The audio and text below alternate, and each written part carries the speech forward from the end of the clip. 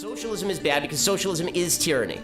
Not it's an aspect of tyranny, socialism itself is tyranny. All that socialism brings is death and destruction. If you think that you are immune to that evil, immune to that cancer that is socialism, that is bad policies, that is giving too much power to the government.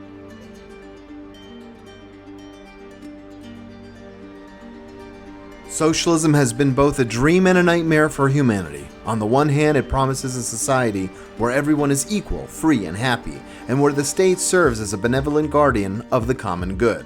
On the other hand, it has led to mass poverty, oppression, and bloodshed, and where individual rights are subordinated to the collective will. So what is the issue with socialism? Is it the idea itself or the way it is implemented? Join us in this video as we discuss the complex and controversial nature of socialism and find out the real issue that lies within its very concept. So what exactly is socialism? Imagine a world where resources are shared equally, where everyone has access to the basic necessities of life like food, shelter, and healthcare, and where decisions are made by the community as a whole.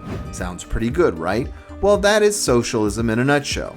It is a system where property and the means of production are owned collectively, often by the government, and where the focus is on the well-being of society as a whole rather than just a select few individuals. But wait, don't get too excited yet. Like any system, socialism has its fair share of challenges and criticism. We will get into that in just a little while. Before that, let's see what does socialism look like in practice. Let's imagine you're living in a socialist nation. You wake up in the morning and instead of worrying about how to pay for healthcare or education, you have access to free healthcare and education. Your job is not just a means of earning a living, but a way to contribute to society and the common good. You work in a worker-owned cooperative where decisions are made democratically and profits are shared equally among all employees. The company is not focused on maximizing profits for a small group of owners, but on meeting the needs of society as a whole. This type of socialist nation focuses not on individual success, but on the success and well-being of the entire community. It's a society that values equality, fairness, and cooperation over competition and greed. But it's not a new concept. In fact, the concept of socialism emerged in the early 1900s. So let's travel back in time and understand how this idea took root. When we look at the origins of socialism, we need to go back to the 18th and 19th centuries in Europe, during a time when industrialization was transforming society. Workers were living in terrible conditions with long hours, low wages, and no rights or protections. This led to the rise of socialist thinkers and activists who sought to create a fairer and more equal society. One of the earliest and most influential socialist thinkers was Henry de Saint-Simon, a French philosopher who lived in the late 18th and early 19th centuries. Saint-Simon believed in the power of science and technology to transform society, and he called for a system of industrial planning that would be directed by experts and benefit the whole society, not just the wealthy. Another early socialist was Robert Owen. This is the same Robert Owen who established a cooperative community in New Lanark, Scotland in 1800. Owen believed that workers deserved better living conditions and wages, and he worked to improve the conditions of his own factories. He also advocated for cooperative ownership and control of factories, as well as education for all, regardless of social class. But perhaps the most well-known socialist thinker is Karl Marx. Marx developed the theory of Marxism, which became the basis for much of the socialist movement. He believed that capitalism was inherently exploitative and that the working class, or what he called the proletariat, would eventually rise up and overthrow the ruling class, which is the bourgeoisie, in a revolution. He saw socialism as a transitional stage between capitalism and communism, where the state would wither away and people would work together for the common good. Socialism gained popularity in the early 20th century, particularly in Russia, where the Bolsheviks seized power in 1917 and established the Soviet Union. The Soviet Union became a model of socialism for many people around the world, although it was also criticized for its authoritarianism and lack of democracy. So why is socialism so notorious today? According to a Monmouth poll, more than half of Americans believe that socialism is not compatible with their country. To understand the reason, let us reveal to you the main issues with socialism. The first issue with socialism is dictatorship. You see, socialist governments often operate with a single political party in power. So imagine this, a society where the ruling party holds all the power, where dissenting voices are silenced and political opposition is non-existent. This is the fear of many when it comes to socialism. The lack of alternative political choices and the one-party political arrangement can create an environment ripe for dictators to emerge. And once they do, they hold onto their power with an iron grip, using propaganda and fear to maintain control. It is a slippery slope, and many worry that the promise of equality and fairness that socialism offers can quickly turn into a nightmare of oppression and totalitarianism. It is a fear that has been realized in some instances throughout history, making the potential for dictatorship one of the main criticisms of socialism. The second issue with socialism also emerges from somewhere within its political sphere. The second issue is the lack of democracy. As we just discussed, socialist systems often operate with only one political party in power.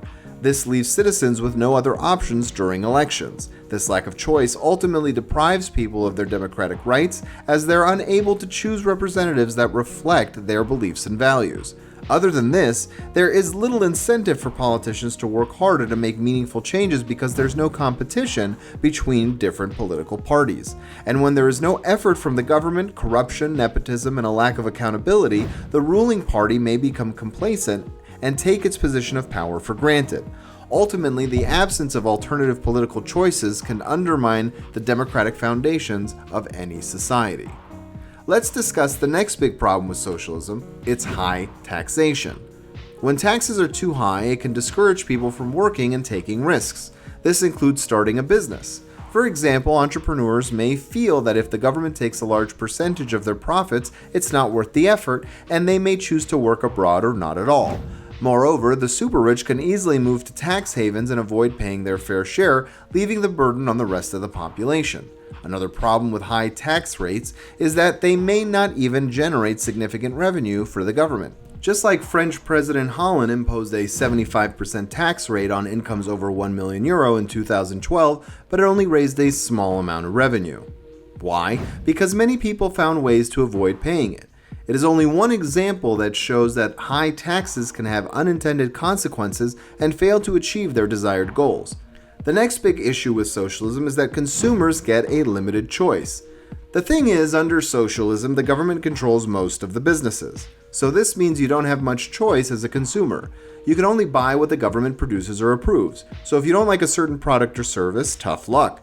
You cannot switch to another provider or look for better options like you can in a capitalist system. This means you lose your power as a consumer to choose what you like and don't like. It's like going to a restaurant and having to eat whatever they give you with no say in what you really want. There is one other issue with socialism that you will feel on a personal level, and that's restricted services. While socialism strives for equal service for everyone, it can also lead to restrictive services due to limited resources and financial constraints. This is especially evident in public healthcare systems like the UK's National Health Service. Such systems result in the rationing of non-urgent operations and longer waiting lists. This means that patients may have to wait longer for necessary medical procedures or be denied them altogether. So we talked about these big issues with socialism, but you might be thinking, if socialism has all these problems, why do some countries still follow it? Well, let's take a closer look at those countries and see how they're doing. While some may argue that these countries have successfully implemented socialist policies, there are also hidden problems that are often overlooked. Take Venezuela, for example. Did you know that its economy is actually worse than it was in the 1920s? That's right. Despite having all that oil wealth, the country's economy is deteriorating rapidly. And it's not just Venezuela. Other socialist countries like Cuba are also struggling to provide for their citizens. One of the problems with socialism is that it gives tremendous power to government officials and bureaucrats. In countries like China, this has led to corruption and abuses of power. It's hard to trust that the government is really acting in the best interests of the people when there's so much potential for corruption and favoritism. Speaking of China, it's worth noting that while the country has made tremendous economic progress in recent years, it's still struggling with many of the same problems that other socialist countries face. Despite its economic growth, China's wealth is concentrated in the hands of a few, and many people are still struggling to make ends meet. Overall, while socialism may seem like an attractive idea in theory, the reality is that it often leads to poverty, corruption, and other problems. So it's important to carefully consider the potential consequences of any economic system before fully embracing it. You never know what hidden problems may arise until it's too late.